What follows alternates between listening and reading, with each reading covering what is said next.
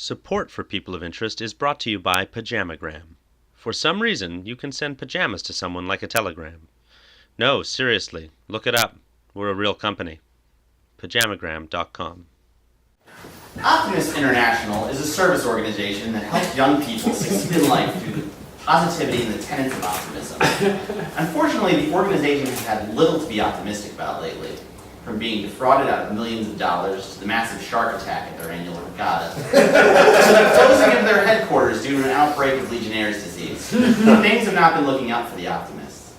While these issues would almost certainly bring the strongest man to his knees, Optimist International President Todd Darling has kept an upbeat attitude. Although Todd's continued perseverance is an exemplar of the optimist spirit, several prominent members in the organization have called for him to step down after this candid photo of him frowning when Todd Darling, welcome. First off, my condolences that your wife left you for the Brazilian soccer team. I'm sure that must be rough, but thank you for coming anyway. We are. Everything is cheery. You've been having quite a year. Oh boy, have I. I mean, you know, keep going forward. There you go. Now, you were sort of the figurehead. You were sort of a key player when your optimists were swindled out of money from Bernie Madoff from his prison cell. What happened there? Well, I mean, you know, it hasn't gone all the way through. Hasn't gone all the way through the court system at this point. So I mean, you can't really point any fingers at this point. Sure. I can't talk about I it. mean, you know, there were large amounts of funds. And I was totally acquitted of all charges at this moment. So it's not like I was to blame. Oh no, of course not. No one's saying that legally. You're beyond reproach. You know, and certainly you had those poor children at the regatta. Those sharks. Like, what a bad stroke of luck. When we brought in the shark team as a variety act, there was no way of knowing that the tank would break. And I mean, once sharks hit land, you figure they're pretty much immobile, and we learned that's not exactly true. Your strength through these has just been, how do you stay so positive? Oh, well, you know, I mean, you wake up every day.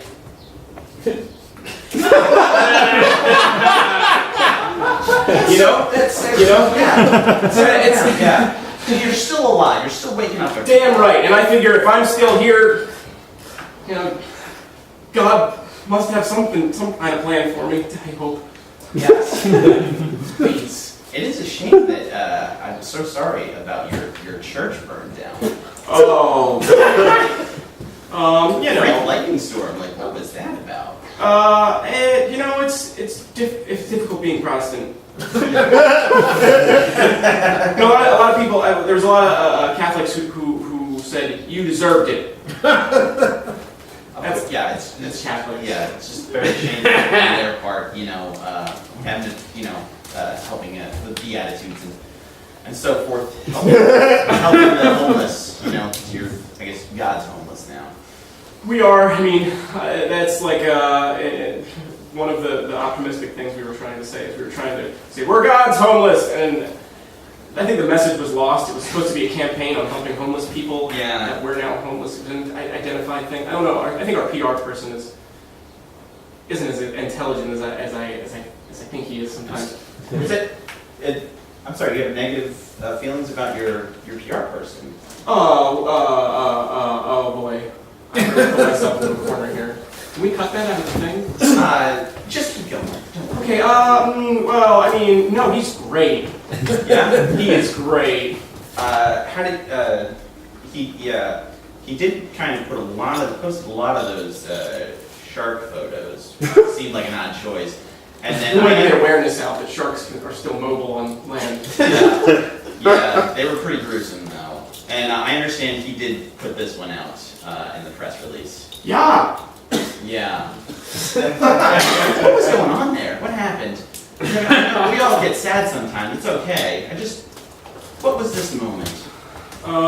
Well, I mean, there's been a lot of stuff going on this last couple of months. I mean, my wife left me, the church burned down, the shark incident, and then I was at this deli right around the corner, and they were out of corned beef. And it was one of those things where so much happened. I was just a little bit at the end of my rope, and one of those. But you just. One of those silly things you let get to you. You kept a stiff upper lip. Damn right. Damn right. What did you do right after this photo? I'm sure you went right back to smiling.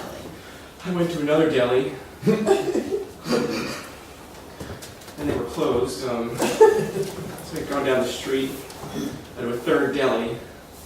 I'd gone to 4 or 5 other delis after that. It was like no one had corned beef. That's pretty weird. No, it's all fine though, because then I went to the grocery store. I went to a Whole Foods. Right. Yeah. Whole Foods always has corned beef. Yeah, they do. They are never out of corned beef. Yeah, and it's a lot less than the nitrites and whatnot that are. So you probably extended your life a little bit, huh? I would assume. Yeah, so you've got another couple of years. Yeah. Look out! I'm still living. There you go. Now, a lot of your critics, again, going back to the photo, what do you say to them? How do you respond to this criticism? We're all human, right? I mean, you can't just stay positive 100% of the time. And my main message has always been, you can only see as far in front of you as the headlights in your car will allow.